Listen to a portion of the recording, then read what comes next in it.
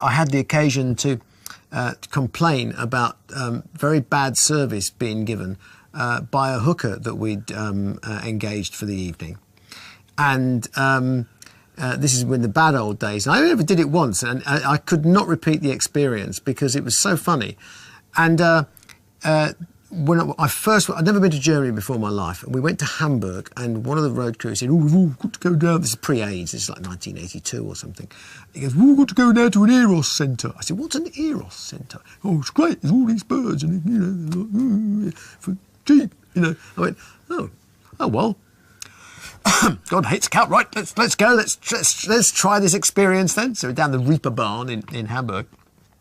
And I'm sure enough, there's this underground car park full of flashing lights and things like that, and all these girls. So we went upstairs with these two girls and started negotiating about, you know, money, because we didn't have a lot of money and we didn't have any credit cards. You know, you have credit cards? No, you know, we just got some Deutschmarks, you know.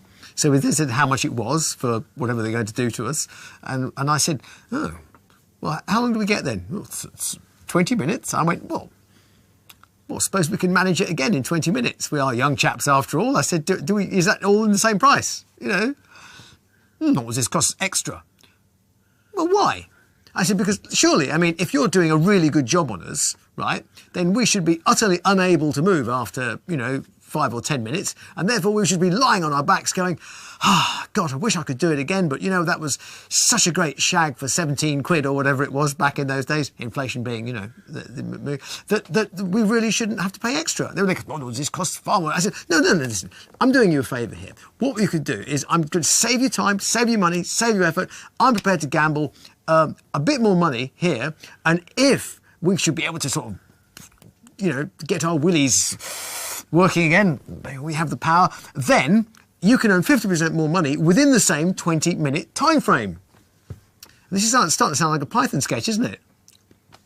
You know, charity, yes, what's that then? Charity, yes, giving us, so I give you money and then you... So, anyway, these girls, you know, and Dizzy's sort of like, "Shouldn't we just go and shake them?" I said, shush, Dizzy, this is getting interesting. So we continued this discussion, and then finally the girl says, "That's it, the time is up." "What? What do you mean the time's up?" She goes, 20 minutes fucking, 20 minutes talking, it is all the same. I said, "That's disgraceful." I said, that's not part of your terms and conditions. I said, "I think we just..." Blah, blah, blah, blah, blah. And they went, "Oh, very well, get on the bed." So we got on the bed and they sort of put little rubber hats on us, started sort of like doing things with their hands. And it was really very unnerving having, you know, this big lighting technician, you know, having this girl's hands and this other girl's hands, and I'm sort of sat there going, this isn't very erotic at all. And I could do this much better in the privilege of my own bedroom. "Oh, no, stop it." So I took the thing off. I said, "No, I want my money back." And they went, "No, this is not possible at all." I said, "Well, why not?" I said, "We've been sitting here expecting service and we haven't got any. Why can't I have my money back?" He goes, "No, this is not possible." There was a very large man outside who looked like he was going to be the reason why it was not possible. So we went out into the cold and Dizzy went, "I told you we should have just fucked them."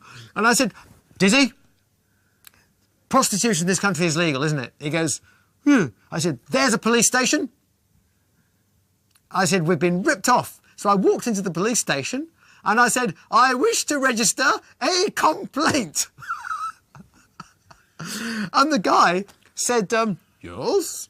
I went, "Well, we've just been over the road with two girls and, yes, and, what did you get?" "I'm sorry? What did you get?" "Fuck, blowjob, handjob, suck, what did you get?" "Oh, 2, handjobs." Hand, yes. How much did you pay?" I said, "Well, we paid, about, 100 marks. "For 100 marks? You paid for 2 handjobs? Show me these girls."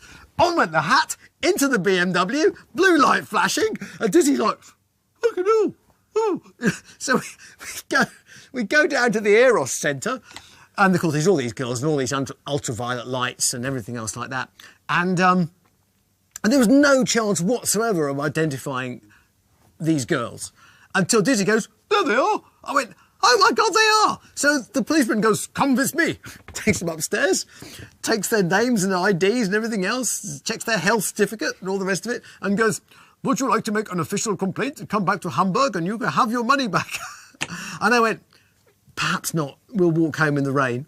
So we walked home in the rain. And from that day to this, I have never, ever been tempted to pay for any sexual services from anybody ever, because I can't possibly top that experience. And that's why the words of Python will always come in useful. Arrested in Russia, wherever it is, you know, about to be eaten in a pot somewhere by cannibals. Stop, I wish to register a complaint. And the world stops.